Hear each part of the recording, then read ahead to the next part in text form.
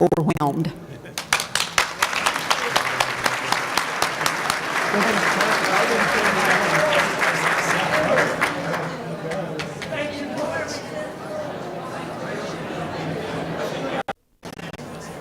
For our official greetings, so that we can begin the evening tonight, I'd like to introduce to you Norm Kruger, for our Vice President for Business and Administration.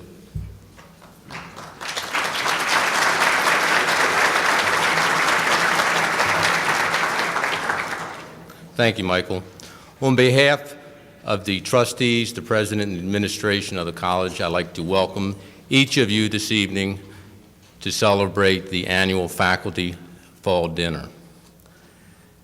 By all indications, this is perhaps going to be an extremely exceptional year for the college. Enrollment, as you probably have heard, is high, perhaps higher than we would really like. More importantly, perhaps, is that not only is the enrollment up, but the quality of the students accepted at the college is up as well. The quality of the faculty and the programs offered continue to improve. Every faculty member I've had a chance to speak to and all of the students I've met thus far this year are all excited and looking forward to getting into the classroom and having a great year. Physical facilities are excellent, we think. We've made some improvements on campus, particularly in the area of making our facilities totally handicapped accessible. We made some significant improvements, as you probably have heard, in housing. And in addition, the classrooms in DE are significantly improved from past years. So that the physical facilities are there to meet the requirements of the faculty and students. The fourth item I was going to mention today was that the football team was off and running on another winning season. The statistics were with me. We haven't lost to Westmar since 1970, I understand, but there goes the records. We lost today, as you probably have heard. With those comments as a backdrop, let me thank you again for coming this evening, and particularly welcome not only each of the returning faculty and staff, but especially those new faculty and staff who are joining us initially this year. It's a great school. It will become greater through our efforts, and I hope that you have its enjoyable pleasure as I have had in the past year here. Tonight is indeed a special occasion. Not only are we on the threshold of an exceptional school year, but we're gathered here to honor Vivian and Paul McCorkle, two exceptional individuals and two exceptional trustees. In addition, we're also going to make the first annual Wythe Award, the George Wythe Award, which I believe will become, if it's not already, one of the truly outstanding awards in higher education for an institution of our size. This, of course, was made possible through the generosity of Paul and Vivian as well.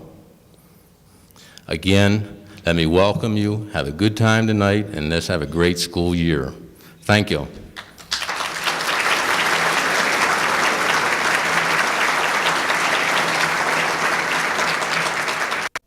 This evening, and as these individuals are introduced, will you please stand and remain standing with until all in your group have been introduced. We'd also like to ask that the audience hold its applause till all in each group have been introduced. First, we welcome our trustees and their wives.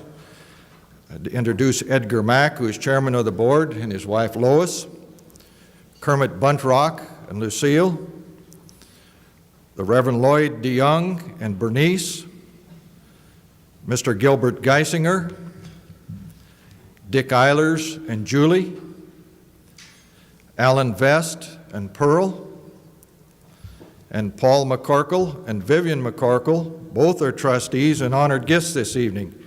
We thank you all for the leadership you provide this college.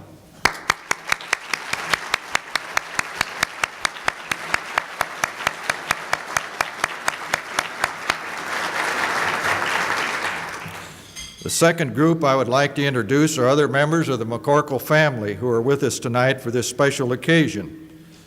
They are Shirley and John Bartlett, daughter and son-in-law of the McCorkles, and Gwen and Gaylord Freeman. Gwen is a cousin of Vivian McCorkle. We're happy to have them join us this evening.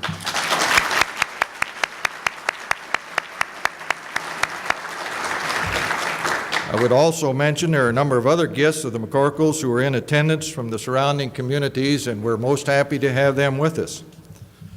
We're always pleased to have our emeriti faculty and their spouses join us for this evening.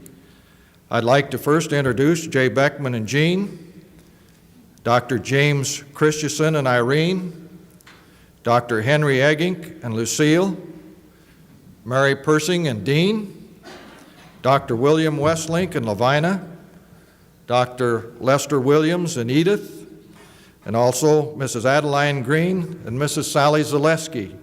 We thank you and welcome all of you back.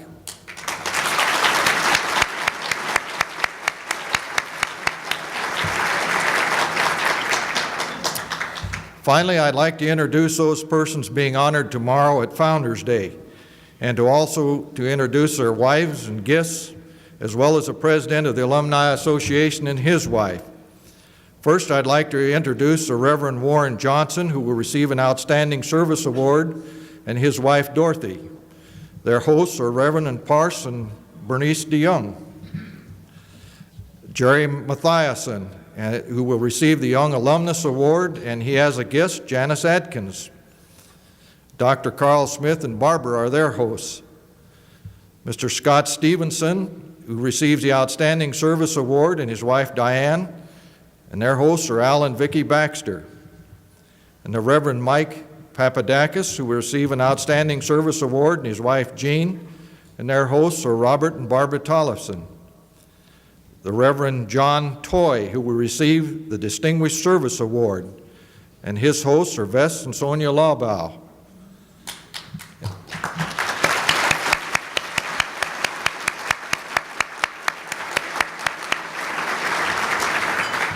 I'd also like to introduce Dr. Robert Meinhard and his wife Iris. He is president of the Alumni Association.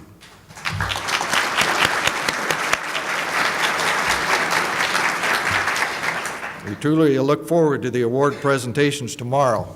At this time, it's my pleasure to introduce the Reverend Parse DeYoung, Buena Vista College chaplain, who will lead us in the invocation.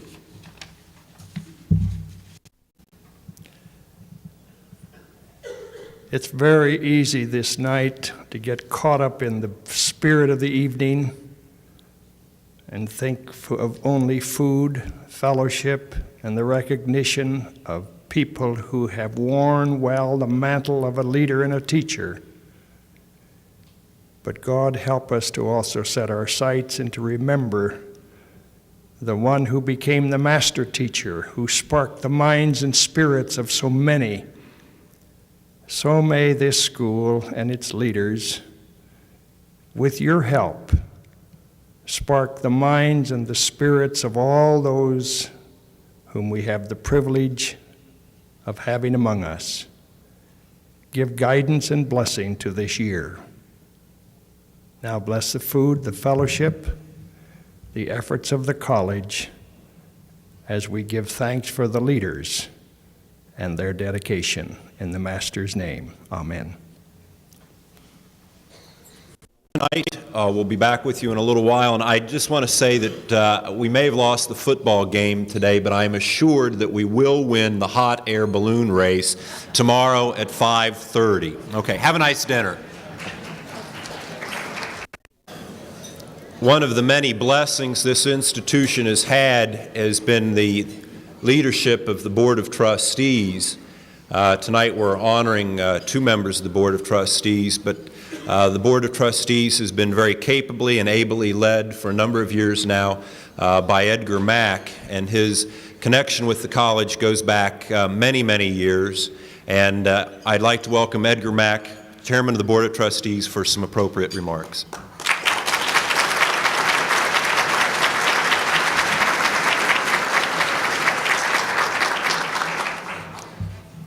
Thank you, Chairman Mike.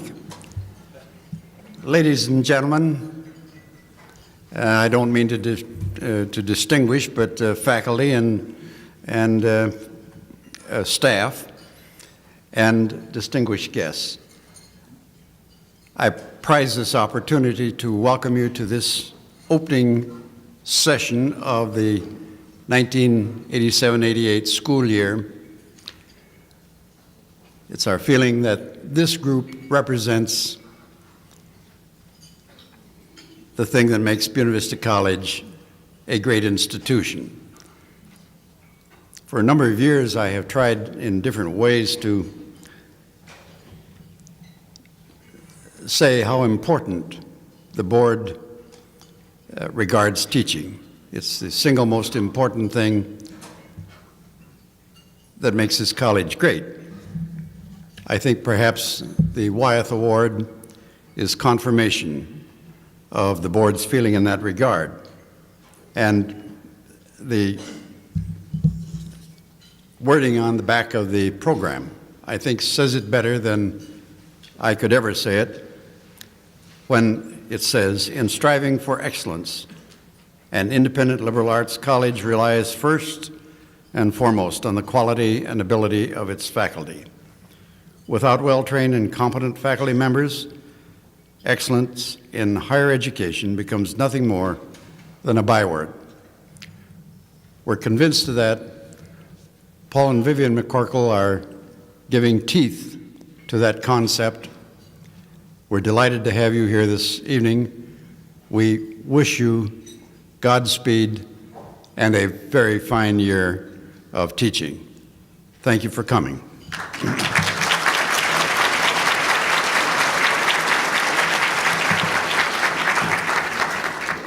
Before I introduce the new faculty and staff members, there's one group that I think owes a big round of applause tonight, and that's the maintenance staff of this institution. And last week, I believe they put in around 80 hours of work to try to finish up those cottages and other projects around campus. And Pete Sandberg, would you and your crew stand, because they really deserve a round of applause for a great deal of hard work. I think they're back there in the back.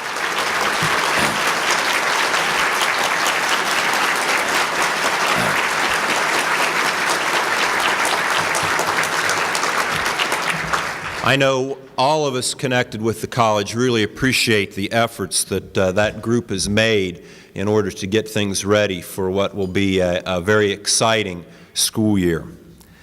I have a number of new people to introduce to you tonight, and I would like to begin because I think they have made an important contribution to this campus with the maintenance staff, and introduce to you three new faces there, and I wish they would stand to be recognized. Dennis Holstrom, I'm not sure if Dennis is here. Yeah, Dennis is back there. Mike Elston and Margaret Eckert have all joined us in the maintenance staff. Thank you for joining us.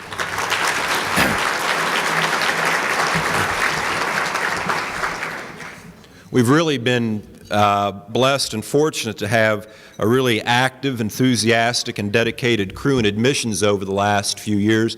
And we've had to, because people move on in that area, we've brought in some new faces there who are going to be up to the challenge and the standards that have been set in the past. And joining us as our Minnesota admissions coordinator is Marnie Cruzen. I think I saw her someplace. Marnie?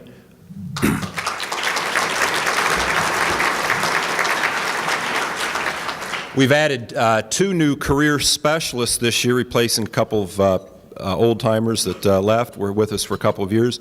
Natalie Cruz, I'm not sure if she's here or not, and Belinda Landis are our career specialists. And as an admissions counselor will be Carrie Weddle. I'm not sure if I didn't see them walk in tonight, but if you see them around campus, I would appreciate welcoming them on board. In student services, we have three new faces as well. Joining us as director of SWOPAL and our assistant director of wellness will be Mary Furmanek. Mary, where are you? I thought I saw you. I saw you here someplace. And as our new Director of Health Services, Ann Mackerel Wilson, and her husband Michael. Is he here with us tonight? He's camera shy, but he's there. And as Director of Residence Life and Director of Whitehall, Martha Matthews. Martha, are you? Yeah, there she is back there. Each year we bring in some students from overseas who wish to take classes here at Buena Vista College. We also ask them to teach a little bit for us in their native language, and we've had increasing success in attracting students to those classes. And joining us in Japanese is Satako Aki. Is she here tonight? I'm not sure if she's, yeah, stand, yeah.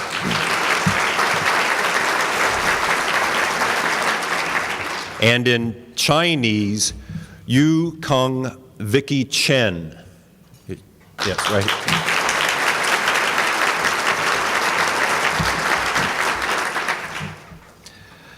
It's always a pleasure to, I'm sure, to introduce new faculty because to the college, because they, and the campus community, because they bring new ideas, new areas of expertise, and a great deal of enthusiasm to the campus community as a whole.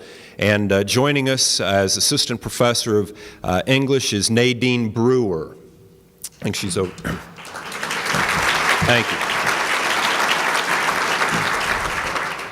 Joining Carl Smith in Smith Hall for the special ed program will be Dr. Virginia Brown. Where's she?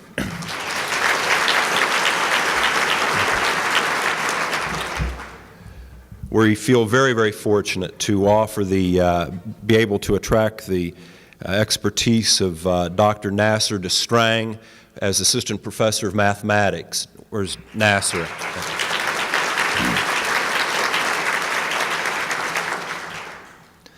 Sally Evans could not be with us tonight, but she will be joining us full-time this year as an instructor in Spanish. We added a new face up in the music department, and joining us as Assistant Professor of Music and Director of College Bands is Gary Fugman and his wife Sharon.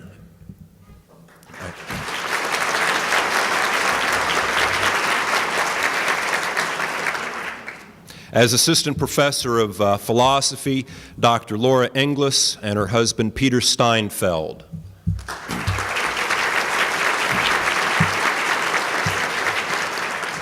Peter will be teaching next term up in Spencer, taught for us this summer in both English and religion. Will be teaching in the core and perhaps and hopefully second semester and some additional English sections we're going to need as well. Susie Peterson will be joining us this year full-time as an instructor in speech and English, and I'm not sure if she's made it back from the football game in time, but Susie will be with us full-time as well. And one in person who did not get introduced last year, who joined us in mid-year, Steve Wolf is Assistant Professor of Political Science. Steve is currently in Dallas with Tom Hyde. They're both at a political science convention, and I would like to extend a very, very warm welcome to all of the new faces that have joined us this year on the faculty. Finally, in the centers, we have two new directors who've joined us this year. Dr. Robert Moore is going to be taking over as the director of the Marshalltown Center, and he has a special guest with him, Dr. Mary North. Bob?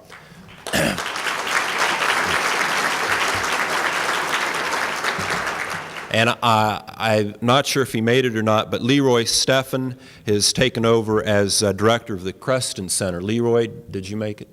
He'd RSVP'd, but must not have been able to make it. Okay. I want to welcome all these people to Buena Vista College, and I hope that you have an excellent, excellent school year. I just wanted to make a couple follow-up remarks about the faculty workshop that we had the other day, Friday. And I think we need to continue in fact, I know we need to continue the dialogue that we started the other day. I'd appreciate it if Bill Cumberland would let me know if I'm wrong on this, but I believe one of the things that made FDR a great president was that, first of all, he surrounded himself with intelligent people, and secondly, he was smart enough to use their ideas. And I think as we go through this school year, as I begin to bring some ideas to the various academic committees on campus, I'd like to think that I'm going to be smart enough to realize that those ideas can be improved upon. I'd like to think that I'm going to be smart enough to know that when my idea isn't going to work, that we either scrap it or we find a new way of doing it. I am not sure what that necessarily means. I guess it's inspired leadership. I'm not sure. But it's shared leadership, I think, to a certain extent. And I guess I would say to you, Edgar Mack, and the members of the Board of Trustees and the President, that if you wanted an acting dean who was just going to be a paper pusher and sit in the office and worry about that kind of thing, you're going to have to find somebody else, because that's not going to happen. I want to move forward. I know this college wants to move forward, and we're going to talk, and we're going to discuss things in an open, free manner. And when we get that new person to come in to serve as the executive vice president of this institution, I want them to buy into the progress that we've made this year, because they're going to really be astounded by what's going to happen. And some people were concerned about the follow-up of the workshop. Well, Klein and I already talked, and we'll be talking next week about how we're going to begin to incorporate that into the rest of the school year. So we're going to move ahead, and I think that that's a good thing for all of us. I would be remiss if I didn't make a few appropriate remarks on behalf of the faculty concerning the George Wythe Award. Paul and Vivian McCorkle have been very generous in the past to Buena Vista College. Tonight they are taking their generosity one step further, and perhaps this is the most important step into the realm of faculty development. The basic concept is relatively simple. The Wythe Award will honor an outstanding teacher at Buena Vista College. There are no strings attached. The money may be used for research, travel, retooling, any educational endeavor that could perhaps make that already outstanding teacher an even better one. The funds that a faculty member could not spend from his or own personal resources will now be made available to that one selected to receive this honor. By naming this gift after George Wythe, the McCorkles have set incredibly high standards for our faculty to aspire to. Because if ever a teacher could be copied for his contributions to our country, it's George Wythe. Imagine the thrill Wythe must have felt reading these words on a hot summer day in Philadelphia in July of 1776. We hold these truths to be self-evident, that all men are created equal, that they are endowed by their Creator with certain unalienable rights, that among these are life, liberty, and the pursuit of happiness. I really wonder what George Wythe must have been thinking when it dawned on him that those words were written by one of his students. Perhaps this is the most important statement on the rights of man that has ever been written. The Declaration of Independence is certainly the most venerated document ever written by an American. Thomas Jefferson was a pupil of George Wythe, as were most other distinguished Virginians of the time. And Jefferson never forgot the contribution of his teacher. Wythe's professorship at William and Mary was established and paid for by Thomas Jefferson. Wythe would live to see another of his students, John Marshall, become Chief Justice of the Supreme Court in 1801. Marshall had already distinguished himself for his work in the XYZ affair, the House of Representatives, and as Secretary of State. When appointed to the nation's highest court, this branch of government was so poorly respected that it was difficult to get able people to serve as justices. But when Marshall's term ended 34 years later, upon his death, the court had become a vigorous and equal third branch of the government. The structure of this government, of this country, has been made clear through his decisions. It was Marshall who established the doctrine of judicial review and laid down the principle of a broad interpretation of the Constitution. Marshall learned his concepts of the law from George Wythe. Wythe would not live to see the contribution of Henry Clay to the United States Senate. He obviously learned his lessons well, because it was Clay who did much to settle the bitter disputes over slavery between the northern and southern states. His compromise did much to hold the nation together until the breakup in 1861. Through all these years of public service, Clay showed great devotion to principle. His famous statement, "I would rather be right than be president," seems particularly appropriate in these times. How many political leaders today are willing to take such a stand? The principles that these men learned and lived by were learned from George Wythe. The McCorkle's dream is that each faculty member be fortunate enough to produce students of the stature of a Jefferson, a Marshall, a Clay. They hope this award will make that a reality. The chances are that no one at Buena Vista will generate students capable of matching the contributions to this country like Wythe's. But what would happen if each winner of this award produced just one? Imagine what a better country we would have. Imagine what a better world our children and their children would inherit. Paul and Vivian, this award will help those winners achieve new heights in the classroom. Their students will receive new insights, and Buena Vista will continue to grow in respect and prestige because of this award. We will never really be able to measure its full impact on our students. I can promise you that the faculty will not let you down. Your generosity has not been misplaced. I know the faculty would wish both of you many more years together, partly because as a loving couple you are an example to all of us, and partly because your gift is an example of the sharing that everyone should take part in. But maybe more importantly, the faculty really wants you to see how the seeds of your generosity will help our students grow and this institution prosper. The faculty have indeed been blessed.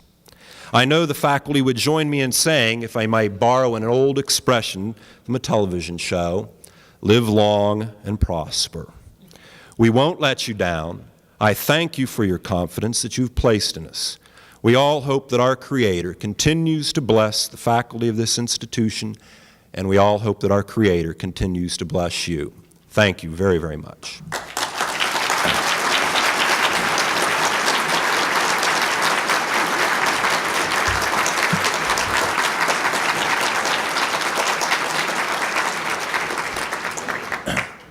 I'd like to turn things over to Gene Tinsley now, as they say in the Oscars, for an explanation of the rules. Tonight, I've been remembering an evening several years ago. It was 1982, and it was the Christmas season. The faculty had been invited to a reception at the Briscoes' home. Rumor had it that a special announcement was to be made, and special it was. Paul and Vivian McCorkle had established an endowment fund for Buena Vista College, which was to be used exclusively for faculty development. This fund would support the George Wythe Award, which would be given annually to a faculty member who was an outstanding teacher. The award was to be a substantial one to enable the recipient to fund a project which was extensive, far-ranging, and creative. A project which in the normal flow and routine of academic life might neither be conceived nor carried out. It was an exciting evening.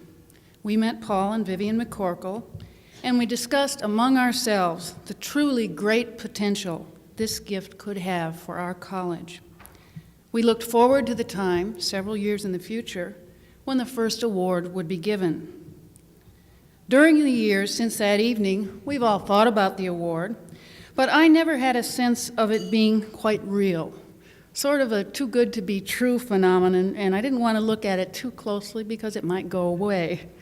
I'm happy to report that I don't feel that way any longer. It really is going to happen, and it will begin here tonight. And I say begin because I see this award as a continuing process, which over the years will enrich this college in ways we cannot envision this evening. Tonight, one individual will be announced as the winner of the first George Wythe Award. That person will enrich his life, to be sure, but the vitality which he will subsequently return to this college will enrich us all and build for years into the future. And we will do this every year. Next year, a new recipient will be named, and the following year, another, each infusing vitality and excellence back into the community. This is exhilarating to consider. We are here this evening to honor the two people who've made this award possible, Paul and Vivian McCorkle, and I would like to say a few things about them. A group of faculty have been working with the McCorkles this past year to establish the guidelines for this award. Last fall, we held an informal meeting with Paul and Vivian so all of us could share our expectations and concerns about this award. As faculty are wont to do, we outlined a number of dilemmas, choices, difficulties, and so on and on and on. And Paul shook his head at one point and said, "I didn't mean to create so many problems for you." With a very immediate and emphatic response, we in unison said something like, no, these are the kinds of problems we like. And these are indeed the kinds of problems we like. And it has been a joy to work with the McCorkles this past year. They are very special and remarkable people and can themselves serve as models for the recipients of the George Wythe Award. They have both been successful in their careers, served their family, their church, their community, and most certainly this college. They've traveled to more places than most of us have heard of. Within the past few months, they've traveled to Antarctica, and they've hiked in the mountains of Colorado. They are inspiring people, and by their example, imbue the George Wythe Award with even deeper meaning. There are some faculty I would like to thank tonight: Rick Lampe, John Madsen, Bill Cumberland, Dennis Dykema, and Stan Bachler worked with the McCorkles this past year to establish the procedures for selecting the recipient. I would also like to thank the selection committee members, Floyd Pace, Hollis Drake, Joe Traylor, Harriet Henry, Mac Horniker, and Rolf Kraft. The committee had a particularly difficult job in choosing just one recipient. After going over the materials, we were almost speechless, very unusual for a group of faculty. The letters were awe-inspiring. Joe Traylor was the first to speak and said, "I don't know what to say. I wish everyone could read these. They are incredible." And they were. We clearly had 4 recipients for this first award, and we had to choose one. Again, these are the kinds of problems we like. Over a period of years, this award will do its work as more and more faculty become involved, and therein lies its strength and its potential. I would like to express the most heartfelt thanks to Vivian and Paul from all of us. The trust and faith that you have in this faculty and this institution seems to know no bounds. We think this is the largest award of this kind anywhere, and you have entrusted it to us. To commemorate this very special evening, I would like to present you with a small gift from the faculty. This tray is inscribed, "Paul and Vivian McCorkle, may we honor your trust and faith in us, the faculty, Buena Vista College." Thank you both so very, very much.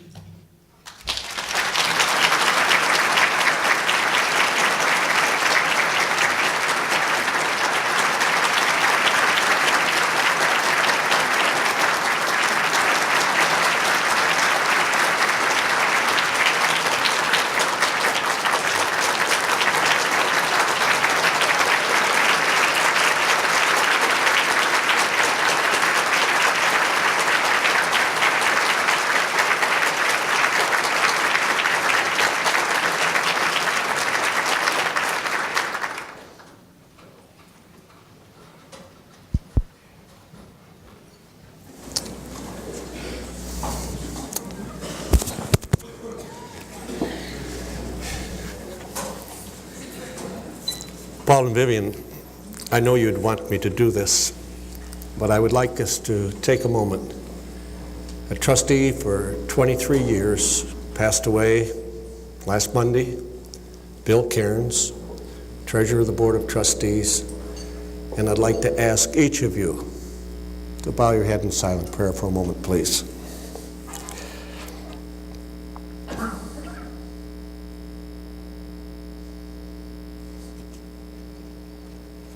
Amen. College presidents, always throw off the best laid plans. And as I looked at the program, 2 weeks ago it seemed fine, a week ago it looked fine. But I'm to make some remarks here, and it seems like it would be better if my remarks had a special backdrop to them. And so, 14 years ago, the president of the student body was on the committee to select a new president, and that's Scott Stevenson. We'll be honoring him tomorrow. But Scott, I'd like you to come up here and unveil George Wythe with me. Would you do that, please? As you all may know, George Wythe is quite a man, but the sculpture that did this bust is Felix de Weldon. Felix, as most of the faculty know, but some of you may not know, did the official Truman bust, did the official Eisenhower bust, did the official Kennedy bust, did the official Johnson bust, and turned down Nixon.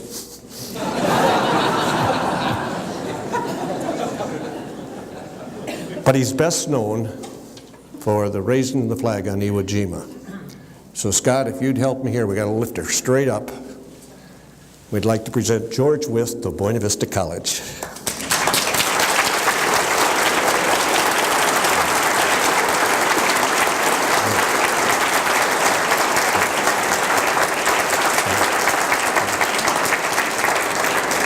On the front, where the McCorkles insisted would be, is a description of the life of George Wythe. On the side here, it says the George Wythe laureates. This honors list of faculty have earned the distinction of being named a George Wythe laureate. And tonight's recipient is already on it.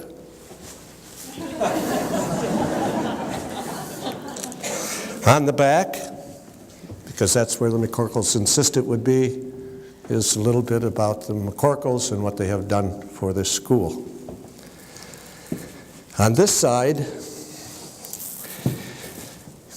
is a list of faculty that I guess I wanted to honor.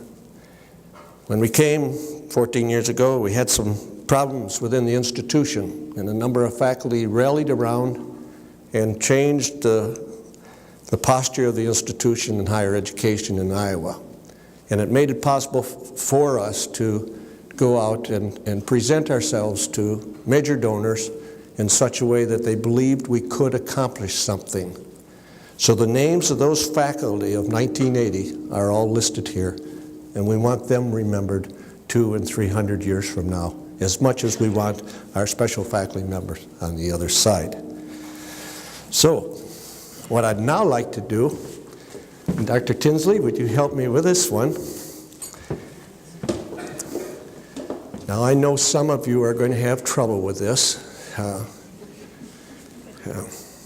This goes behind the George Wythe bust, and I know that you'll like the female part of this picture a great deal, but be kind on the male part, if you will.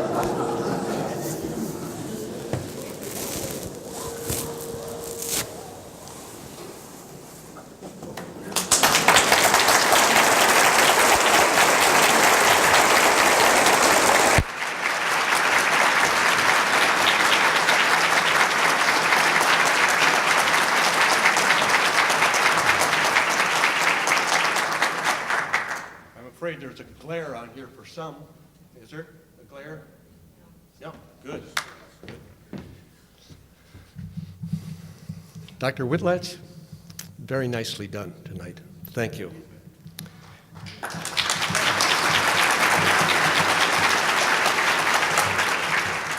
Dr. Tinsley, thank you. I think you spoke what's in the heart of everyone here tonight. That was nicely done.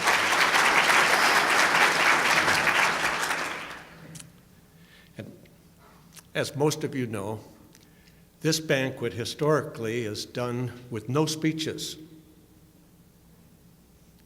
I didn't hear the faculty applauding there. And it's usually done just for faculty. And it's a time that we say to them, we start tomorrow, have a great year, be the best you can be. But there wasn't anyone working on the committee that plans this type of thing that didn't believe it was a night that we should have the whole community. So tonight's message is of community, a community of excellence, a community of responsibility, a community of sharing, a community of encouragement, of uniqueness. That is the theme of tonight. Community uniqueness. We are a community, and this community's role is to teach students. Those who teach students should have servants. Servants who clear the path and keep the institution's daily business from infringing on the time the professor is professing. Servants come in many forms: trustees, custodians, plant personnel, secretaries, staff, librarians, administrator, recruiters, donors. I could go on naming students of servants for a long time. And each of these people seem at times more important than the teacher or the professor. Who would be in the classroom if we didn't have recruiters? Who wants to teach in a room that isn't clean? What professor doesn't want the check to come on payday? Each of these servants has its importance to our community, but day in, day out, it is the professors who is responsible for conveying what we are about. And all the services on campus have a genuine interest in their work because they know they serve these professors, and they also know that they too have a payday. Well, all of these services have a payday except one. That group is the trustees. Trustees in America are a unique breed. No other nation in the world has volunteer trustees who give of their time, their tithe, and their talent. It's often said that trustees give work, wisdom, and wealth. They receive no paycheck. They receive no payment. But many times receive the frustrations, the problems, and the embarrassments along with the satisfaction of building a better nation. But tonight, a new word is added to the role of a trustee servant. It could be encourager, rewarder, stimulator, motivator, and all four would be correct. However, I believe the slogan should read, work, wealth, wisdom, and love. Love for teachers, love for students, and a love for an intellectual environment. We have here tonight two trustees who are publicly stating their love for this college and its students and its faculty. We are here tonight to honor a trustee duet. Their song is a model of service to the teaching profession. Their song has at times been a duet, and at times a solo. This trustee duet has been recognized both separately and collectively with the highest honor our college and board of trustees can give, the citation of excellence. Together, they represent the highest level of trustee stewardship. Vivian is on the Academic Affairs Committee of the Board of Trustees, and Paul is on the Finance Committee, and in times of campus construction, and I hope we never have any more, is chairman of the Building Committee. Vivian wanted the campus to be artistically beautiful and has donated funds for beauty. Paul wanted a place where wealthy donors would be entertained and gave the Vivian and Olson McCorkle House to help the president team raise money. Vivian wanted others to have the rewards from teaching she received. Thus, she gave the Vivian and Paul McCorkle Endowment Scholarship Funds for elementary education teachers in their junior and senior years. As we hear of their collective work, we understand that we have heroes at our college who are happy to be servants to professors. We know what award is being given, but it's important that we put it in the proper context. It is important for us to step back and realize, as professors, just how many others serve us so we can carry out our responsibilities. It is important to note that service comes in so many forms that it humbles us. So allow me to introduce the McCorkles, who will share with each of you their thoughts on a great award for teachers at Buena Vista College, the George Wythe Award, another growing list of our community's uniqueness, another form of the unique leadership a trustee wants to give to a college. Our loving trustees, Paul and Vivian McCorkle, and would you both come up? And Vivian, you don't have to say anything.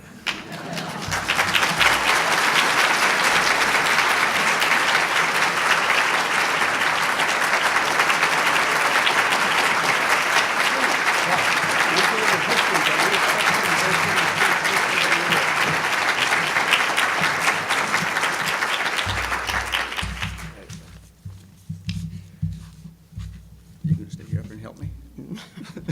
He said I didn't have to make a speech. Okay. We are here tonight to receive congratulations. We are here because our friends have come to honor us, and we are humble. We have tears in our eyes. We are here to also to name the recipient of the first George Wythe Award and share with you a little bit of our feelings about this award. It's a serious business, but it wasn't all serious.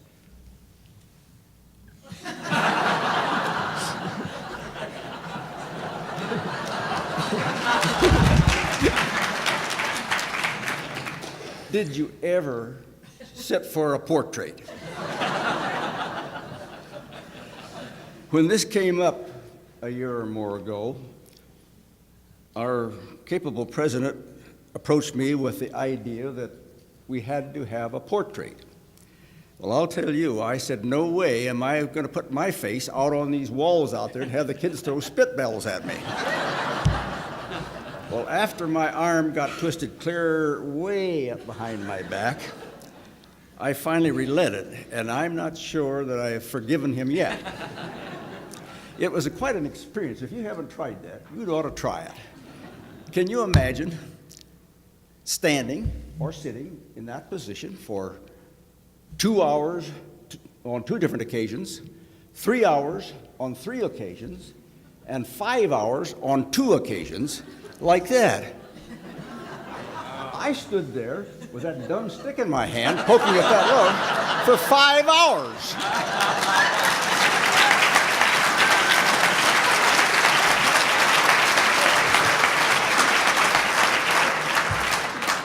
The portrait painted artist was a lovely lady. We had a little problem with language because she didn't speak English and we didn't speak Polish, but her niece here helped us quite a little bit. And there were some of the things you didn't have any trouble understanding, yes and no, even though it was in Polish. But anyhow, we went through this thing. We stood there and had our portraits painted. Well, when I was beginning in the building business, I had contracts with the state of Iowa to build buildings at penal institutions. And at those institutions, in those days, I was out on the job myself, and we had convicts for the common laborers. Well, I became quite well acquainted with a bunch of robbers and thieves and murderers and I don't know what all, and it was quite an interesting experience. But they would all tell me about what it was like to be in solitary confinement. They would say that it wasn't so bad. All you got was a slice of bread and a glass of water a day. But he says you went stir crazy. Now I know what stir crazy is. Can you imagine standing there like that, poking that stick for 5 hours? It was tiring physically, but that wasn't so bad. You could stand that. But what do you do mentally? Well, I know that Albert Einstein would have discovered E equals mc squared 10 years before he did if he'd had his picture painted.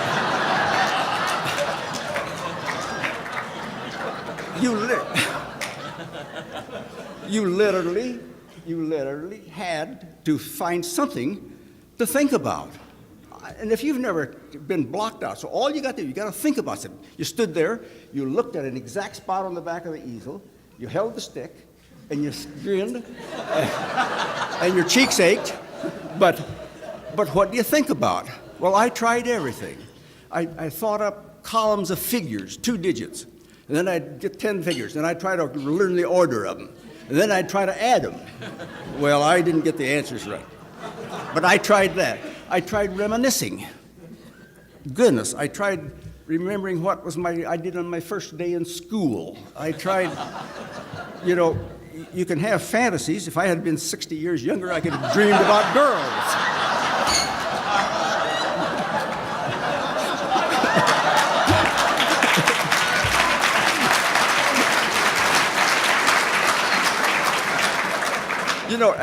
As I stood there, I kept trying to reminisce, and I remembered an old story that I had heard when I was a kid. You've all heard it in various forms, that, in the olden days when a couple got married, it was customary, because they didn't have Brownie cameras and VRCs and flash bulbs, to have their bridal portrait painted. Well, in our story, the couple were married in the afternoon. They went to a reception after that. They went to the local hotel. They had a big dance that night. And after that, they retired to the bridal suite to spend their wedding night. The next morning, when they got up, they had to go and sit for a portrait. Well, they went through all that and had the portrait painted. And when they got the portrait painted, they had an unveiling, just like they did here. When they pulled, it's customary, as you will note, that when you have your portrait painted as a couple, the lady always sits down and the gentleman stands. Now, in this particular case, the lady stood and the gentleman sat down. So they asked the artist, why did you do that? He said, well, she said, where he was. He said, well, the groom was so tired he couldn't stand up. And the bride, you spoiled my punchline. You know what it was. The bride was so sore she couldn't sit down.